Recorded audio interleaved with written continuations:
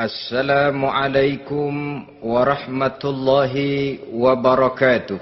Waalaikumsalam warahmatullahi wabarakatuh. Bismillahirrahmanirrahim. Alhamdulillahi rabbil alamin. Wassalatu wassalamu ala ashrafil anbiya'i wal mursalin. Sayyidina wa maulana Muhammadin wa ala alihi wa ashabihil mujahidin at-tahirin.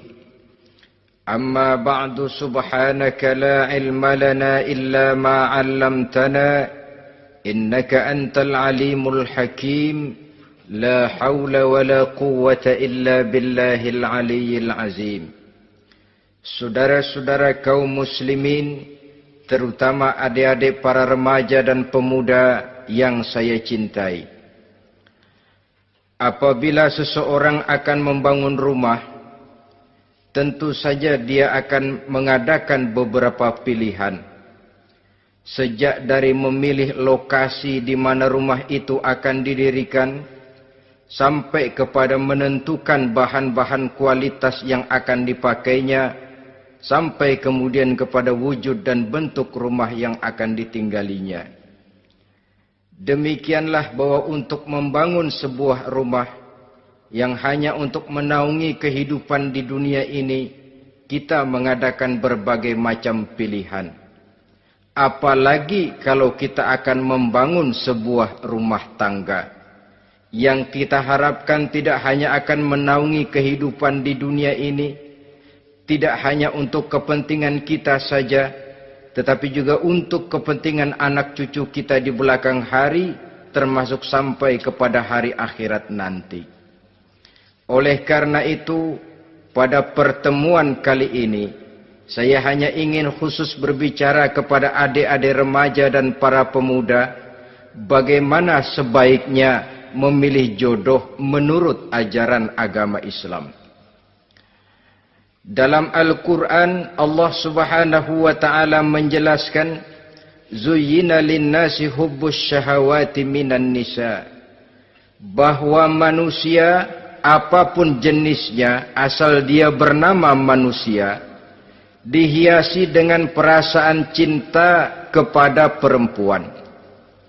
Jadi sejak dahulunya, secara fitrah, laki-laki senang kepada perempuan, sebagaimana perempuan pun senang kepada laki-laki. Dihiasi rasa cinta ini dalam kehidupan manusia. Dan oleh karena adanya rasa cinta, berkembanglah segala macam persoalan. Sehingga seorang ahli cinta pernah berkata, cinta adalah 5 huruf yang membuat persoalan tidak akan pernah selesai. 5 huruf yang membuat persoalan tidak akan pernah selesai-selesai. Tetapi dalam kehidupan sehari-hari sering kita saksikan bahwa cinta ini bisa mendorong, memberikan motivasi yang baik, dan cinta ini pun bisa juga memberikan dorongan yang tidak baik. Oleh karenanya, apabila cinta itu ibarat setetes embun yang jatuh di bumi yang subur, akan tumbuhlah di atasnya aneka ragam bunga-bungaan yang harum semerbak, indah, mewangi, sedap dipandang orang, menebarkan rasa aman, damai, sentosa, dan begitu selanjutnya. Tapi jika cinta itu jatuh di hati yang gersang dan tandus, tidak ada yang akan dapat tumbuh di sana selain sirih memanjat batu, kuning daunnya, lemah gagangnya. Maka cinta yang semacam itu tidak akan memberikan dorongan positif kepada seseorang di dalam kehidupannya. Maka lebih dahulu kita akan membicarakan cinta dalam artian yang positif ini, untuk nanti sampai kepada perempuan yang bagaimana yang harus kita cintai, atau laki-laki yang bagaimana yang harus dicintai oleh seorang perempuan. Saudara hadirin yang saya hormati, cinta dalam artian yang positif Pertama, dia selalu mendatangkan keindahan. Yang kedua, cinta itu memberikan energi atau semangat untuk berjuang. Dan yang ketiga, cinta itu selalu membawa resiko dalam bentuk pengorbanan. Maka cinta yang positif pertama melahirkan keindahan. Disinilah orang memerlukan filter atau saringan. Sebab keindahan yang didasarkan karena cinta itu merupakan satu keindahan yang relatif saja. Boleh jadi karena indah orang jadi cinta, boleh juga jadi karena cinta segala sesuatu terasa jadi indah.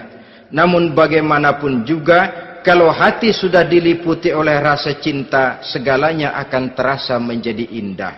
Cinta itu adalah keindahan. Yang kedua, cinta itu energi, melahirkan dorongan dan semangat.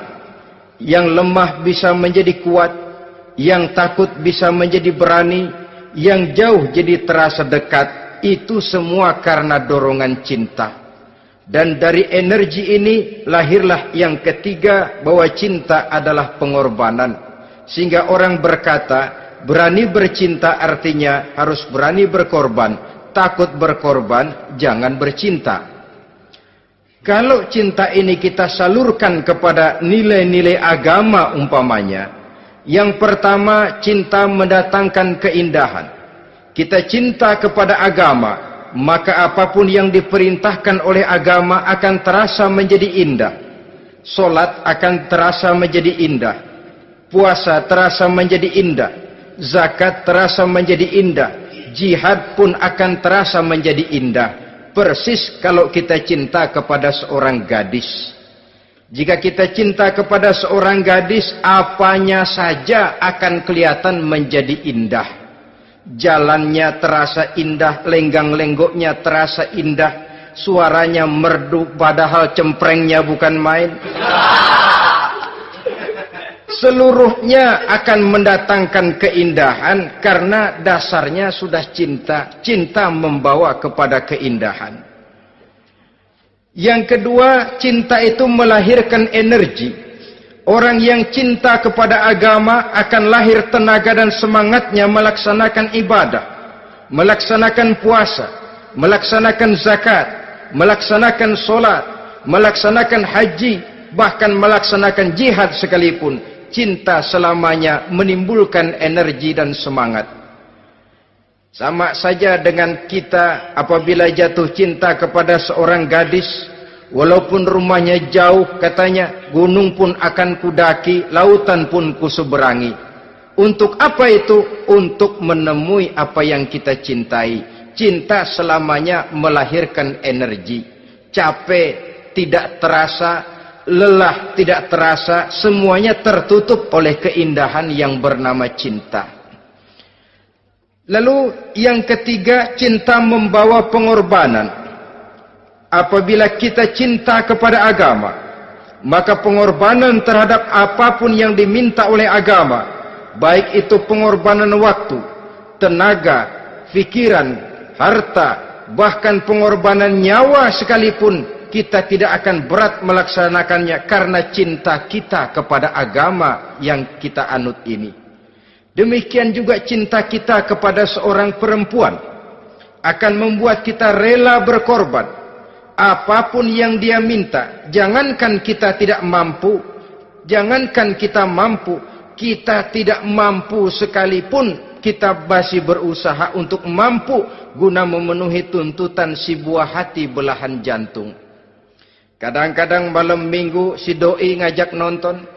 Umpamanya,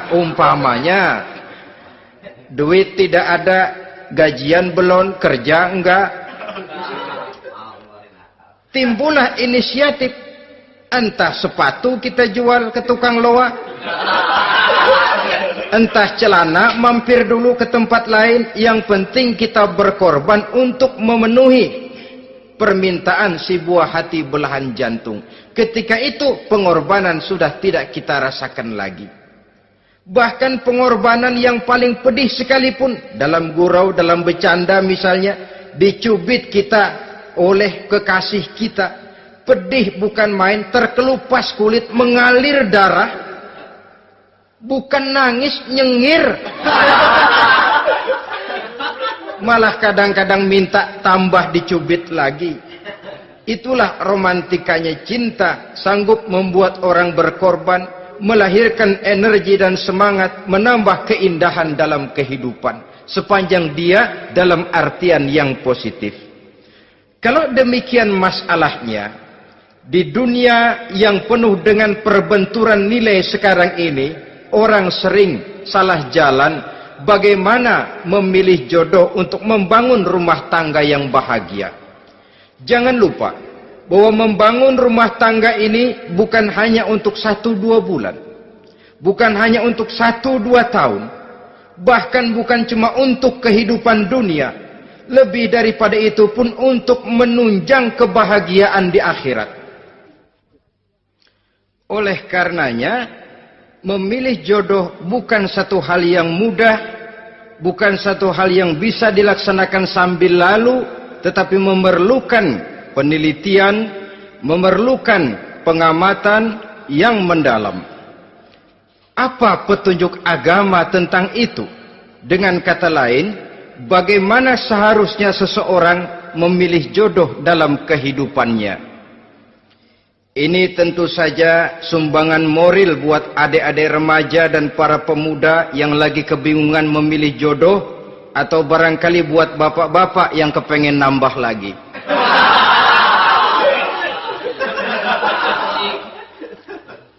Mohon maaf kepada ibu-ibu, saya tidak menganjurkan, cuma ngajarin. Yang pertama, menurut Nabi, nikahilah perempuan itu karena rupanya, karena hartanya, karena keturunannya, dan karena agamanya. Ada 4 motif utama di sini. Pertama, memilih jodoh, lihatlah rupanya. Lagian siapa yang kepengen dapat jodoh rupanya nggak karu-karuan? Cari rupa yang cantik, indah, dan menawan. Namun jangan lupa, saya katakan di zaman di mana sering terjadi benturan nilai seperti sekarang ini, orang sulit untuk mendapatkan keaslian. Di mana teknologi sudah sedemikian canggih, di mana ilmu kedokteran sudah sedemikian maju, maka berbagai macam rupa bisa dibentuk dengan apa yang dinamakan operasi plastik misalnya. Yang pesek bisa dibikin mancung, kuping yang kelebaran bisa dibikin sedang, pipi yang kembung sebelah bisa dibikin rata, janggut yang tidak menarik bisa dibikin bak lebah bergantung katanya. Oleh karena itu, kalau pilihan hanya tertuju kepada rupa yang cantik saja semata-mata, kita sudah melakukan satu kesalahan yang sangat besar. Sebab apa? Diperingatkan oleh Nabi melalui hadis Ibnu Majah, Bazar dan Baihaqi dari Ibnu Umar. Janganlah kamu kawini seorang perempuan karena kecantikannya, sebab kecantikan boleh jadi akan mencelakakan. Jangan juga kamu kawini perempuan karena hartanya, sebab kekayaan biasanya akan mendatangkan kesombongan. Tetapi kawinilah karena agama dan akhlaknya, karena itulah yang akan membawa kepada kebahagiaan. Saudara-saudara kaum muslimin, terutama adik-adik remaja dan para pemuda, dikala usia puber, apalagi mata baru terbuka, awal balik namanya, remaja sering kehilangan filter. Pokoknya asal ngelihat rupa yang sudah lemot, denok, geboy, pikiran pun hanyut, malam terkenang, siang terbayang, tidur tak nyenyak, makan tak enak katanya, selalu terbayang wajah si doi. Dikala itu orang kehilangan pertimbangan bahwa rupa yang cantik kadang-kadang sering menipu. Diriwayatkan oleh Imam Ibnu Abbas, satu hari ketika sedang kumpul dengan para sahabat, lewatlah orang dengan potongan potongan orang kaya. Kelihatan kan, orang kaya sama orang miskin jalannya aja lain kan. Jalannya saja, jangan gaya hidupnya, jalannya saja lain. Liwat dia. Rasul bertanya kepada seorang sahabat, menurut pendapatmu bagaimana orang yang lewat itu? Kata sahabat, oh, yang lewat ini ya Rasul, kalau dia meminang perempuan pasti diterima. Kalau dia menolong orang pasti berhasil. Kalau dia ngomong pasti didengerin. Kenapa? Orang kaya. Orang kaya ya Rasul. Kalau dia minang, perempuan mana yang kagak bisa menerima kalau dipinang oleh orang kaya? Biar mukanya udah belipet kayak dompet tanggung bulan. Kalau memang duitnya banyak, nggak kelihatan tuh muka yang belipet. Yang kelihatan duit. Kalau dia nolong orang, pasti berhasil apa yang dia tolong itu. Kalau dia ngomong, pasti didengerin orang. Walaupun omongannya biasa-biasa saja. Kenapa? Orang lihat penampilannya. Sudah, ketika orang itu lewat, beberapa lama kemudian lewat lagi seseorang yang kelihatannya miskin. Rasul tanya lagi, kalau orang ini, bagaimana pendapat kamu? Wah, potongan begini sih Rasul. Kalau dia minang, orang tolak. Siapa yang mau kawin sama kere begini? Kalau dia nolong orang, pasti nggak berhasil. Kalau dia ngomong, kagak bakalan ada yang mau dengerin. Siapa yang mau dengerin orang susah ngomong? Setelah orang itu lewat, apa kata Rasul? Orang yang terakhir, yang lewat ini, yang barusan lewat, jauh lebih baik dari yang pertama yang lewat tadi. Jauh lebih baik. Maksud dari ucapan ini, Rasul sebenarnya mendidik para sahabat jangan tertipu oleh penampilan. Sebab penampilan tidak selamanya mencerminkan keaslian. Apalagi di zaman sekarang, salon di mana-mana bejibun. Alis mata bisa dibikin, pipi bisa dicat. Yang pinggir kuning, yang tengah merah, di sebelah merah ada yang kehitam-hitaman, persis orang kepentok tiang listrik.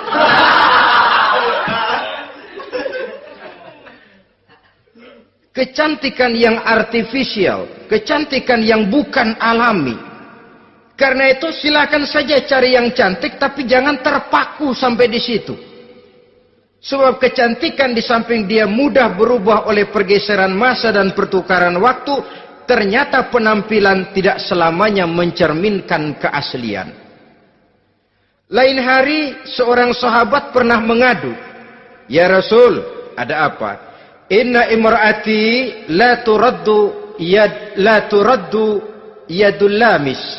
Ya Rasul, istri saya tidak pernah menolak tangan orang laki yang menjamahnya, mengajak salaman kepadanya.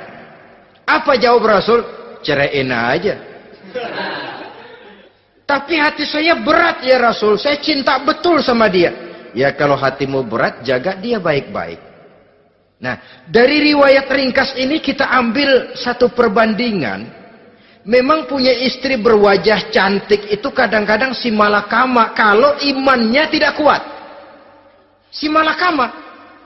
Kita diemin aja, binal, makan hati, nggak aman, nggak tentram. Jangan-jangan saya berangkat ke kantor, dia ngompreng. Buah si malakama, seperti orang tadi, ya Rasul. Istri saya kelihatannya sebenarnya tidak negatif maksudnya ini, cuma bersalaman, tapi terlalu ngobrol. La turaddu yadul lamis, tidak pernah menolak orang yang ngajak salaman. Ya sekedar salaman. Tapi kan awalnya dari salaman. Kalau sudah salaman kan strum bisa ngederdet dari tangan situ. Kata Rasul sederhana saja. Ya kalau memang begitu ceraiin. Saya nggak kuat Rasul. Saya cinta betul sama dia. Kalau kau tak kuat berpisah dengan dia, jagalah dia baik-baik. Ajar, didik, tanamkan rasa keagamaan di dalam hatinya. Saudara-saudara kaum muslimin, jadi rupa yang cantik tanpa didasari oleh nilai-nilai agama akan membuat seorang suami di rumah tangganya seperti si malakama. Seperti berhadapan dengan buah si malakama, kalau tidak diiringi dengan nilai-nilai moral yang luhur dan bekal agama yang tangguh. Akan pergi jauh dari rumah rasanya tidak aman, sedangkan di rumah saja siapa yang akan mencari nafkah, dan begitu selanjutnya. Orang tadi jelas berhadapan dengan buah si malakama, didiamkan, makan hati. Sebab maaf, kalau seorang suami sudah tidak punya rasa cemburu terhadap istrinya, itu kan yang disebut dayus. Dan dayus itu jangankan masuk surga, bau surga saja dia tidak dapat. Tapi cemburu dalam artian bukan cemburu buta, cemburu dalam artian yang wajar. Dia cemburu, akan dikerasi, takut kalau istrinya minta cerai, sedangkan dia cintanya sudah kadung medok bener. Si malakama jadinya. Nah, ini juga satu riwayat yang memberikan gambaran kepada kita. Pilihan, silakan cari rupa yang cantik saja. Cari yang cantik. Tapi kalau itu dijadikan motif utama tanpa dasar-dasar agama, saya khawatir nanti rumah tangga kita akan berhadapan dengan buah si malakama. Jadi adik-adik remaja, usaha, ikhtiar, cari yang cantik, yang kira-kira nggak membosenin. Supaya kita betah tinggal di rumah, supaya kita merasa ada tempat berbagi rasa, ada tempat kita bernaung. Sebab kalau nyari bini sebini-bininya mah, ya jodoh di tangan Tuhan, kagak usah nyari juga ntar datang diri, umpamanya. Iya, kalau yang datang peot. Orang harus berusaha, walaupun pada akhirnya jodoh toh memang ditentukan Allah. Kan 3 hal yang kita tidak bisa menentukan itu katanya. Maut, rezeki, jodoh. Itu yang masuk mysterious problem. Problem yang misterius. Maut, misterius. Kapan kita mati, kita sendiri tidak tahu. Tahun depan, 50 tahun lagi, 100 tahun lagi, tidak pernah seorang pun diberitahu. Tapi yang pasti dia bakal datang. Kapan dan di mananya kita tidak tahu. Bisa di rumah, bisa di masjid, ya alhamdulillah. Bisa di majelis taklim, syukur. Bisa di medan perang membela agama, bagus. Pasti dia akan datang. Maut, mysterious problem. Sesuatu yang kita tidak tahu kapan datangnya. Rezeki, gitu juga. Sehingga orang sering bilang, rezeki katanya kayak bayangan. Kita ubur-ubur dia lari, kita diam dia mah diam. Setengah mati kita ubur-ubur. Emang ukuran segitu, segitu aja. Begitu kita nggak ngapa-ngapain, datang yang bawain rezeki. Namanya rezeki itu mysterious problem. Kadang-kadang ngobek, sungsang, sumbul, udah segala tanah orang kita ukur-ukurin. Udah segala ngomong sudah nggak ada yang loh, tuh sudah buta. Tapi memang bayangan, kalau belum rezeki ya belum. Kadang-kadang nyari kode sampai tidur di kuburan. Belepotan tanah kuburan loh. Yang aneh lagi kadang-kadang orang gila ditanyain. Allahu Akbar, ini kode-kode zaman sekarang ini. Sampai orang waras nanyain orang gila, itu gimana itu? Ini sudah efek yang betul-betul negatif. Sudah jelas orang gila kok ditanya. Apa kira-kira yang nanya nggak lebih gila dari yang gila itu?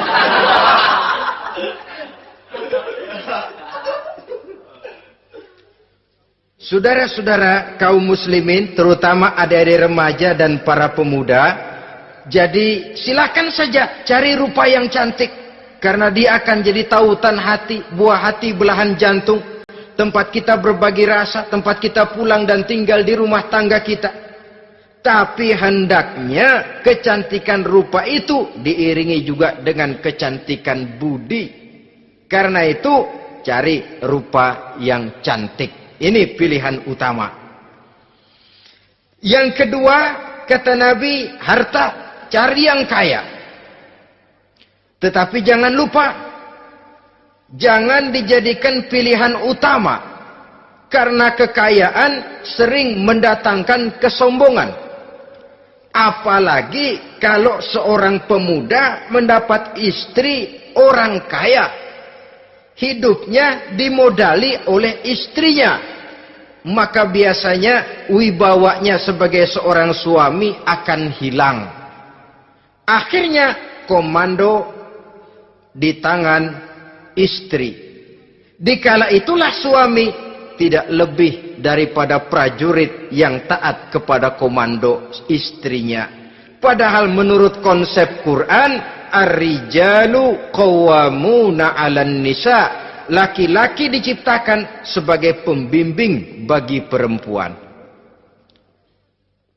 Kalau nanti suatu saat terjadi benturan, sedangkan modal diberikan oleh istri, terjadilah pengungkitan. Kata istrinya apa? Lu jangan bertingkah, lu kan kawin sama gue modal lu kolor doang.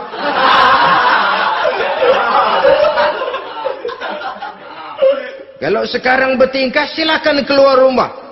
Bawa seperti engkau datang dulu, jangan bawa apa-apa. Pergilah seperti engkau datang dulu kemari. Hilanglah wibawa seorang suami. Suami kalau udah digentak sama istri begitu, ngelempuruk kayak ayam sampar. Di mana lagi letak wibawanya? Harta sering mendatangkan kesombongan. Oleh karena itu, walaupun diperintahkan cari yang keturunan orang kaya, tapi maksudnya jangan dompleng. Sebab kepribadian seorang suami akan ditentukan oleh sifatnya sendiri. Keberadaannya ditentukan oleh karya dan perbuatannya sendiri. Itulah yang akan menampilkan kepribadian dia dalam kehidupan di masyarakat ini. Saudara-saudara kaum muslimin, terutama adik-adik remaja dan para pemuda, kan kadang-kadang di zaman sekarang kan kelas-kelas gigolo, playboy ya, nyari tante-tante kesepian, mejeng-mejeng di pinggir-pinggir jalan dengan harapan apa? Ya barterlah. Tukar tambah. Nah, supaya dapat rokok, dibelikan pakaian, motor dan sebagainya. Tapi yang jelas hilang harga diri sebagai laki-laki, dan itu yang paling mahal. Kalau seorang laki-laki sudah kehilangan harga diri, apalagi yang bisa dibanggakan dalam kehidupan ini? Apa artinya naik mobil kalau kepala tertunduk ke bawah? Apa artinya jalan di tengah masyarakat kalau kita tidak bisa menengadah dengan satu kebanggaan? Hilangnya harga diri merupakan kehancuran awal dari sebuah pribadi yang untuk jangka panjang kita tidak akan bisa lagi berbuat banyak.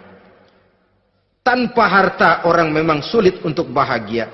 Tapi harta semata-mata bukan merupakan jaminan bahwa orang lantas akan bahagia. Saya barangkali harus berkata, banyak orang miskin yang kaya, tapi tidak sedikit orang kaya yang miskin. Saya ulangi ini, banyak orang miskin yang kaya, tetapi tidak sedikit orang kaya yang miskin. Nah, bagaimana pengertiannya? Orang miskin yang kaya, materinya sederhana, peralatan rumah tangganya sederhana, tapi hatinya kaya. Oleh karena hatinya kaya, jiwanya lapang. Sebaliknya, orang kaya yang miskin, di tengah kelimpahan materi yang berlimpah, segalanya serba ada, hatinya yang miskin. Kelimpahan materi tidak akan sanggup mengobati kemiskinan hatinya. Sehingga di tengah kehidupan yang serba ada, dia masih merasa kurang, maka dia tidak pernah cukup. Di tengah kemilauan dan gemerlapan serta glamornya rumah mewah, dia merasa hidup di tengah gurun pasir yang gersang dan tandus. Karena itu, biarlah miskin harta tapi kaya budi, daripada kaya harta tapi miskin budi. Lebih utama lagi, kaya harta, kaya budi. Itu idealnya. Dasar pilihan ketiga, sesudah rupa dan harta, menurut Nabi, keluarga. Faktor keturunan sangat menentukan. Pepatah mengatakan buah apel akan jatuh tidak terlalu jauh dari pohonnya. Biasanya kalau bapak kalong anak kampret, bapak nyolong anak nyopet, itu fotokopi. Saudara-saudara, sungguh pun demikian, faktor keluarga bukan merupakan yang paling dominan, karena segalanya memang bergantung kepada hidayah dari Allah Subhanahu wa ta'ala. Kalau hidayah datang, bisa saja anak maling bisa jadi kiai. Kalau hidayah datang, bisa saja anak nabi malah ikut bersama orang-orang kafir. Pada akhirnya orang mau besar atau tidak, bukan dengan jalan menyempeng kepada keturunan orang lain, tapi ditentukan oleh kepribadian dirinya sendiri. Tidak bisa kita menjadi besar dengan menyebut kebesaran orang lain. Itu sebabnya dicontohkan oleh Imam Ali pada saat beliau berkata, "Laisal fata may yaqulu kana abi, walakinnal fata may yaquluha anadha." Anak muda yang gentleman adalah anak muda yang berani berkata, "Inilah saya." Bukan anak muda yang membanggakan leluhurnya. Ini kan zaman sekarang ini lagi ngetop-ngetopnya lagu-lagu cengeng katanya dah. Sebenarnya menurut saya bukan cuma lagu cengeng yang jadi masalah. Lagu cengeng cuma satu efek dari sikap yang lebih utama dari itu, yaitu mental cengeng. Kalau mental sudah cengeng, apapun yang kita lakukan akan jadi cengeng. Tidak cuma lagu, kebudayaan yang lahir akan kebudayaan cengeng. Jadi pengusaha cengeng. Jadi pejabat cengeng. Jadi kiai cengeng. Kenapa? Mental cengeng. Di antara mental cengeng itu apa? Mengandalkan fasilitas atasan.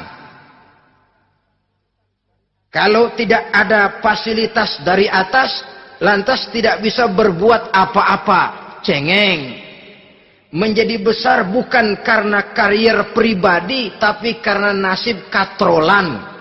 Itu pun termasuk mental cengeng. Sedikit gagal, bagaimana sedikit jalan buntu, sedikit deadlock, lu ngapain lu melulu? Saudara hadirin yang saya hormati, jadi lebih penting dari sekedar lagu-lagu cengeng, saya malah lebih suka bicara mental cengeng ini. Mental yang cepat putus asa. Mental yang tidak mau mengeluarkan usaha maksimal. Mental yang hanya mengandalkan fasilitas. Sedangkan pribadinya tidak lebih daripada pribadi sumuhun dawu, pribadi kulo nuwun, pribadi kumaha juragan wae, pribadi oke bos. Pribadi asal bapak senang. Bukankah itu semua merupakan cermin dari mental-mental yang cengeng, yang untuk jangka panjang tidak akan pernah menguntungkan daripada pembangunan bangsa dan negara yang kita cintai ini. Seseorang mau besar atau tidak, bukan dengan jalan menyempeng kepada kebesaran orang lain. Bahkan Syauqi dalam sebait syairnya yang lebih tegas mengatakan, wa syarrun nasi zu khumulin iza fakhartahum zakarul jaduda wa syarrun nasi wa khairun nasi zu syarafin qadimin aqama li nafsihi syarafan jadida. Generasi yang paling jelek adalah generasi pemalas. Kalau kelihatan orang lain lebih hebat dari dia, disebut-sebutnya kebesaran nenek moyangnya. Dia sendiri nggak punya prestasi apa-apa. Kerjanya cuma ngandeli kerjanya cuma menggelayuti fasilitas orang tuanya. Tanpa itu dia tidak akan punya nilai dan harga sama sekali. Ini generasi paling jelek. Kalau orang lain kelihatan lebih hebat, dia sebut nenek moyangnya. Lo sih belum apa-apa lo, baru kopral lo. Engkong gua no, komandan Hansip. Engkongnya yang disebutin. Dia sendiri tidak punya prestasi apa-apa. Jadi silahkan saja cari gadis dari keturunan keluarga yang baik-baik. Tapi jangan jadikan tendensi utama, jangan dengan niat untuk menyempleng kepada kebesarannya. Tapi paling tidak dengan niat agar mudah-mudahan dari benih yang baik ini akan lahir keturunan-keturunan yang baik pada akhirnya nanti. Itu yang kita harapkan. Bukan lalu dengan pertimbangan, weh, mertua gue bos nih, kali aja begitu gue kawin aja mampus. Ini semua warisan kan jatuh kemari semua. Kalau itu niatnya sudah jelas salah. Kita mencari perempuan dengan keturunan-keturunan yang baik dengan berharap agar anak-anak kita nanti yang akan merupakan benih cucunya akan melahirkan kebaikan-kebaikan seperti leluhurnya dulu. Saudara, pilihan yang keempat kata Nabi, agama. Ini yang paling inti. Kenapa? Agama itu motivasinya moral. Di sini segalanya ditentukan. Rupa yang baik, harta yang banyak, keluarga yang luhur. Kalau sudah dilandasi oleh agama yang rapuh, bahkan tidak beragama sama sekali, ketiga hal di atas tadi hanya akan mendatangkan malapetaka. Sekarang kan kita tertipu oleh penampilan. Padahal penampilan belum tentu kenyataan. Di jalan-jalan kita akan lebih terpesona melihat gadis pakai miniskirt di atas lutut ketimbang kita melihat gadis-gadis yang pakai jilbab. Kalau sudah pakai jilbab keliwat, yang usil banyak banget, bau sorga nih. Bau sorga katanya. Tapi kalau sudah yang pakai miniskirt itu yang lewat, itu dari ujung ke ujung mata kagak mau kedip. Laler nemplok di mata kagak dirasain. Kita terpesona oleh penampilan zahir, padahal penampilan belum tentu memantulkan hal yang sebenarnya.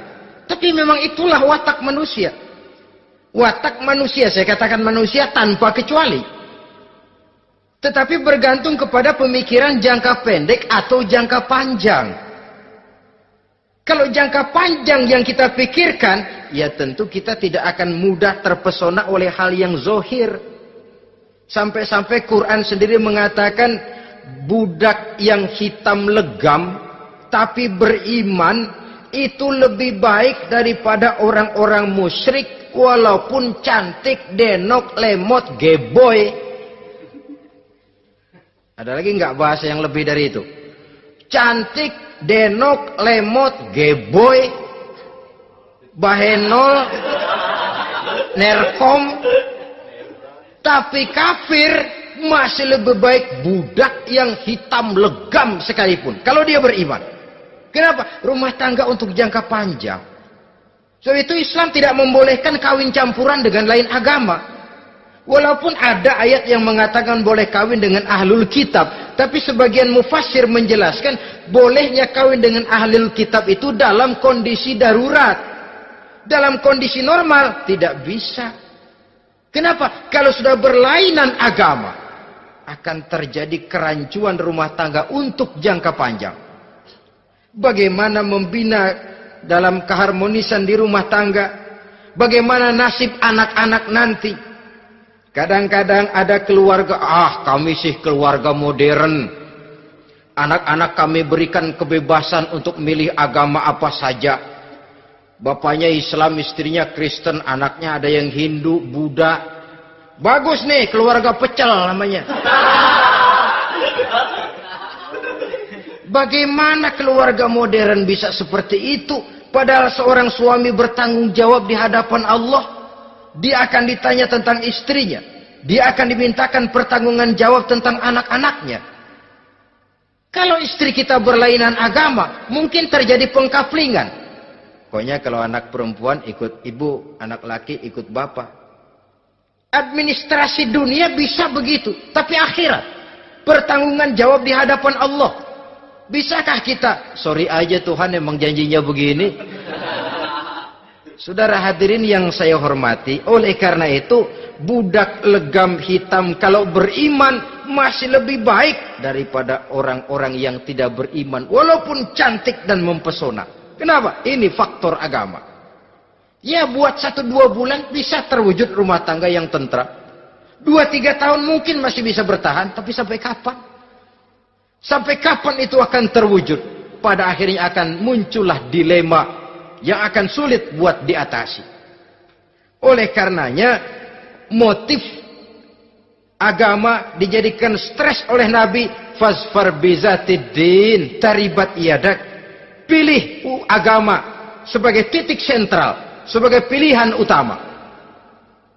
Kalau agamanya kuat, walaupun rupanya sederhana, tapi karena nilai agamanya kuat, dia bisa menyenangkan hati suaminya. Dia bersolek untuk kepentingan suaminya. Dia taat kepada suaminya. Harta, dia anak orang kaya untuk membantu perjuangan suaminya. Tapi kalau tidak ada modal agama, rupa yang cantik bisa menyengsarakan suami. Apalagi kalau suami kere. Istrinya sudah cantik, kaya ataupun tidak kaya kadang-kadang. Udah, suaminya suruh ngempuk di rumah, bininya yang kerja. Ya kalau kerja mendingan kalau dikerjain itu.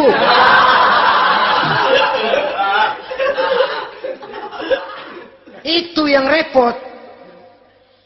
Saudara hadirin yang saya hormati, dan ini bukan 1-2 kasus. Alangkah malangnya kalau sudah terkena hal seperti itu. Akhirnya seperti pengaduan sahabat kepada Rasul tadi. Mau diceraiin, cinta saya udah medok benar Rasul. Enggak diceraiin, hati saya ngebet, pegel. Si malakama akhirnya. Jadi oleh karenanya agama. Kalau dia cantik, walaupun miskin, agamanya kuat, dia bisa memelihara kehormatan diri. Dia kaya, agamanya kuat, hartanya disalurkan di jalan Allah. Karena itu, agama jadikan pilihan utama. Dan ukuran agama itu bukan cuma jilbab loh.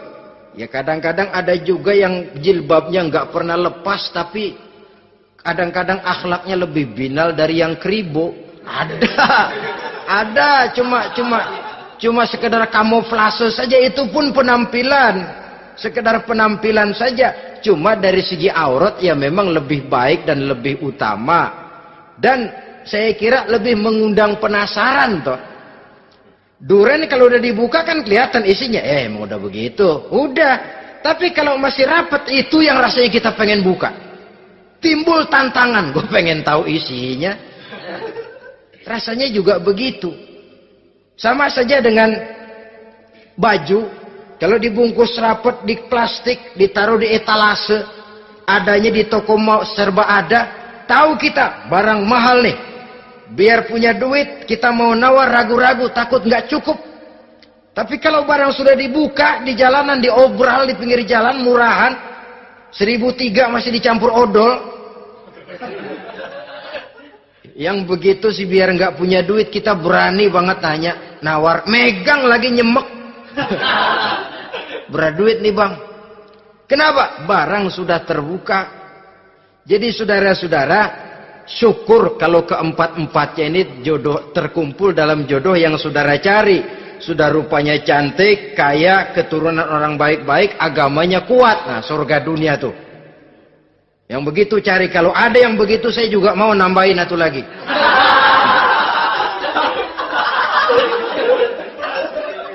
Tapi yang kumpul keempat-empatnya ini terus terang saja langka. Makhluk langka ini. Kadang-kadang cantik, kaya, keluarganya hebat, agamanya nol, akhlaknya kayak setan. Tapi yang paling celaka kalau empat-empatnya kagak ada. Rupanya jelek, melarat, bapaknya biang maling, kagak beragama lagi. Apanya yang mau dipilih? Mampus saja mendingan. Sudah nggak ada pilihan sama sekali tuh. Sudah nggak ada pilihan sama sekali. Saudara hadirin yang saya hormati, terutama adik-adik remaja. Nah, lalu apa motivasi agama dalam pembinaan ini apa? Agama ini kan memberikan contoh bahwa perempuan yang baik itu, yang kita ingin jadikan dia sebagai ideal dalam pencarian jodoh, tandanya 3. Iza ra'aitaha sarratka, kata Nabi. Kalau dipandang, dia bisa menggembirakan kamu. Kan ini yang penting buat seorang suami. Kalau saudara nanti jadi suami, punya istri yang jadi partner setia mendampingi suaminya. Kalau dilihat, nggak bosenin. Kenapa? Dia berdandan untuk nyenangin hati suaminya. Nggak bosenin. Kan kadang-kadang ada bini kalau kita pulang, demek aja fotonya.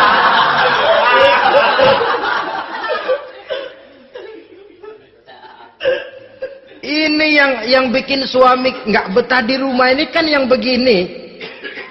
Adapun perempuan yang beragama, apabila dipandang oleh suaminya, dia pandai menyenangkan hati suaminya. Andai kata suaminya dalam kesulitan, dia tidak menambah beban kesulitan.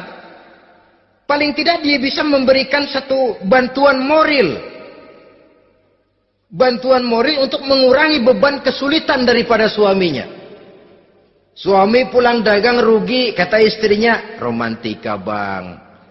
Sekali-sekali lah, masa selamanya dagang mau untung. Besok siapa tahu untung lebih besar. Kan meringankan tuh. Kadang-kadang enggak, suami pulang dagang dari pasar panas, rugi. Sampai rumah bini pidato.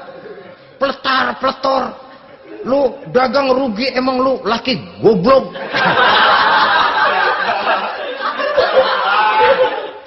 Sudahlah di pasar rugi, di rumah digoblok-goblokin. Ini nanti kena penyakit broken home yang begini ini. Padahal kesuksesan di kantor, kesuksesan di pasar, kesuksesan di medan tugas selalu dimulai dari kesuksesan dan ketenangan dari rumah tangga. Dia berhias untuk kepentingan suaminya, tidak terlalu berlebihan. Dan suaminya pun pandai menghargai istrinya dengan kata-kata yang menimbulkan gairah dan semangat. Oleh istrinya bersorak, kamu makin cantik saja. Jangan juga kadang-kadang suami ketus. Ngelihat daksu pulang kantor, lihat suaminya, istrinya dandan rapi. Tumben lu mau bekasin apa?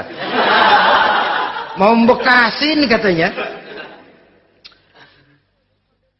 Artinya apa ini? Pandai mengembirakan, bisa tenggang rasa, bisa berbagi rasa. Sehingga suami merasa ada tempat dia bertukar pikiran, ada tempat dia membicarakan persoalan. Dialog dalam kehidupan berumah tangga itu sangat diperlukan. Iza ra'aitaha sarratka, kalau dipandang dia sanggup mengembirakan kamu. Dikasih uang 500 senyum, 5.000 pun ketawa. Menggembirakan. Dia bisa taruh kata hatinya kesel, tapi mulutnya senyum. Nah ini yang sulit ini. Senyum tapi kesel, kesel tapi senyum.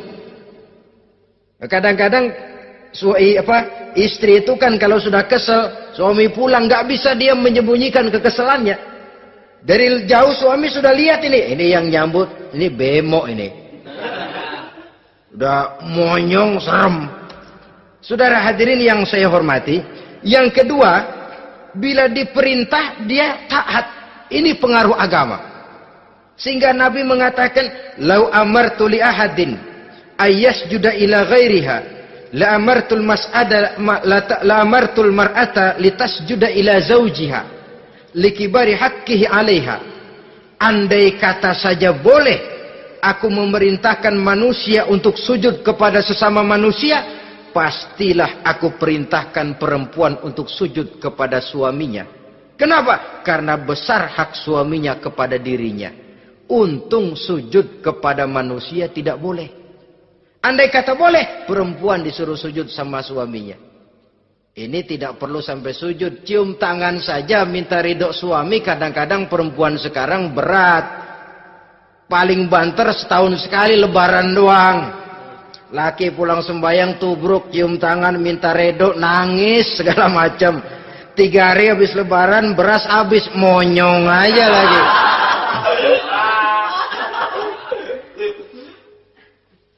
Saudara hadirin yang saya hormati, yang ketiga, akibat pengaruh agama, dia sanggup memelihara kehormatan diri dan sanggup menjaga harta suaminya. memelihara kehormatan diri baik pada saat suaminya di rumah atau pada saat suaminya tidak ada di rumah. Satu riwayat, seorang sahabat akan pergi perang jihad di fi sabilillah. Ketika mau berangkat dia bilang kepada istrinya, saya mau berangkat perang. Kalau saya belum pulang kamu jangan keluar rumah. Baik bang. Pergi istrinya, pergi suaminya jihad. 1 minggu, 2 minggu berlalu, belum juga pulang. Satu hari datang utusan dari rumah orang tua si istri ini. Assalamualaikum bu. Waalaikumsalam. Ada apa? Ada berita kurang enak bu. Orang tua ibu sakit parah. Mohon tolong ditengokin. Apa kata si istri? Maaf saja, suami saya belum pulang dari medan perang. Saya belum dapat izin keluar rumah kalau dia belum pulang. Tolong sampaikan maaf saya kepada orang tuanya. Pulanglah utusan tadi. Besok balik lagi. Bu, ada apa? Udah Senin Kemis. Napasnya sudah sampai tenggorokan. Tolong tengokin buat terakhir kalinya bu. Suami saya belum pulang. Dia pesan kalau dia belum pulang saya jangan keluar rumah. Saya nggak bisa tengokin orang tua saya. Salam maaf saja. Pulang utusan itu. Besok balik lagi. Bagaimana? Sudah meninggal bu. Mau dikubur. Tengokinlah buat terakhir kalinya. Suami saya belum pulang. Saya belum berani keluar rumah kalau suami saya belum pulang. Itu janji saya sama suami saya. Pulanglah utusan ini ngadu kepada Rasulullah sallallahu alaihi wasallam. Ya Rasul, ini perempuan kelewatan benar. Dari orang tuanya sakit sampai sekarat, sampai mati, sampai dikuburin dia nggak nengokin. Memangnya kenapa? Suaminya katanya pergi jihad. Dan suaminya tidak mengizinkan dia keluar rumah. Kalau si suami belum pulang. Apa jawab Rasul? Marahkah beliau? Tidak, beliau senyum. Apa katanya? Dosa orang tua yang meninggal ini telah diampuni oleh Allah karena dia punya anak perempuan yang begitu taat kepada suaminya. Allahu Akbar.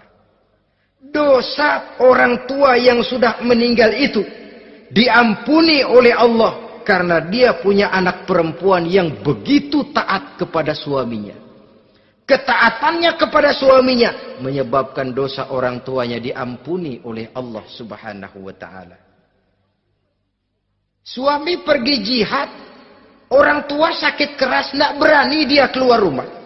Itu tandanya bisa menjaga kehormatan diri. Kalaupun satu saat suaminya manggil, bu, tolong ambilin uang di dompet. Dompetnya dibawa, bang, ambil saja sendirilah, nanti salah ambil lagi saya. Kadang-kadang enggak, suaminya pergi mandi, dompet berantakan. Saudara hadirin yang saya hormati, ini motivasi agama. Jadi kecantikan zahir yang diimbangi dengan kecantikan batin oleh karena pengaruh agama tadi. Kalau sudah kemari, orang tidak perlu mikir-mikir operasi plastik, bikin yang pesek jadi mancung supaya orang tertarik. Bikin belakang yang kurus jadi menarik. Tidak. Orang tidak perlu lagi pakai susuk-susukan. Dipasang di bibir supaya kalau senyum orang gempor. Supaya kalau ngomong orang percaya. Dipakai di kuping supaya macam-macam. Tidak perlu lagi. Pakai jompa-jampe, pelet-peletan. Supaya kalau diludahin orang ngikut. Nggak perlu lagi. Kenapa? Cinta itu nature. Sesuatu yang alamiah, yang tidak bisa dipaksakan. Dia kudrati, karunia dari Allah. Tidak bisa cinta dipaksakan. Kalaupun bisa, dengan ilmu pelet, oh saudara bisa membuat orang jatuh cinta. Ya 2-3 hari, 4-50 hari. Kesananya, apa yang akan terjadi? Kelanggengan tidak akan pernah terwujudkan. Kenapa? Keterpaksaan yang akan timbul. Dalam kondisi semacam itu, rumah tangga tidak akan mengalami ketenangan dan ketentraman. Jadi biarkan cinta berjalan secara alamiah, karena dia memang alamiah. Saudara-saudara, nah sekarang kalau sudah ketemu nih, yang 4 tadi, rupa cantik, keturunan boleh, kaya lumayan, agama kuat, Apa yang harus kita cari? Apa yang harus kita lakukan? Apa pakai pepatah anak sekarang? Aku lihat, aku pikat, aku dapat, aku sikat, aku minggat. Bangsat.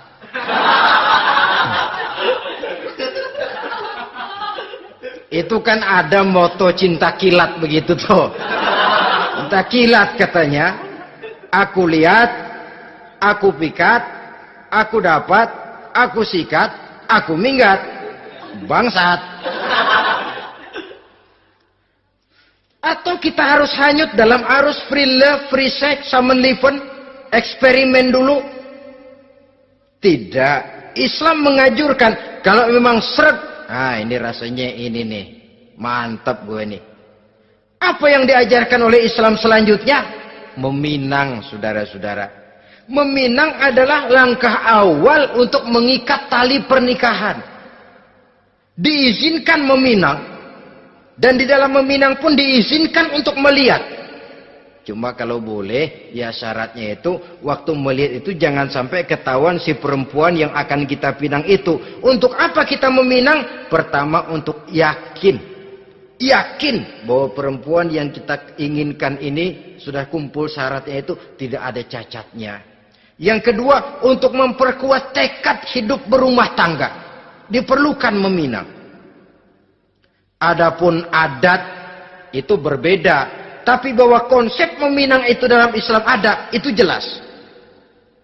Ya kalau mesti bawa pisang raja, pakai roti buaya, pakai martabak segede ban mobil truk segala macam. Itu adat saja, ya. Tapi yang real meminang itu ada dalam Islam. Nah, bagaimana adab meminang? Setelah kita tahu anak ini cantiknya ya, keturunan baik, ya kekayaannya lumayan, agamanya kuat, pinanglah dia.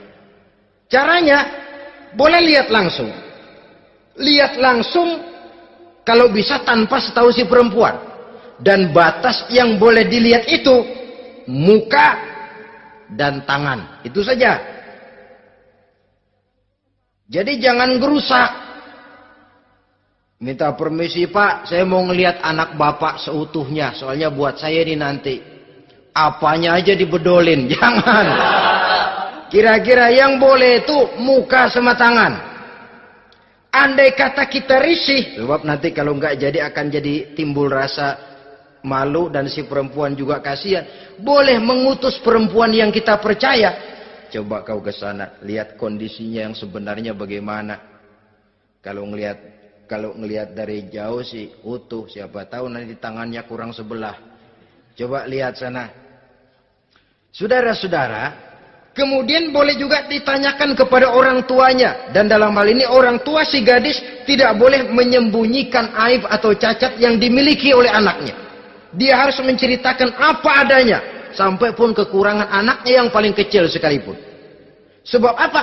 Jangan sampai istilah pepatah beli kucing dalam karung. Kedengeran suaranya doang meong-meong, begitu dibuka tuh kucing gempor sebelah kakinya nggak ada.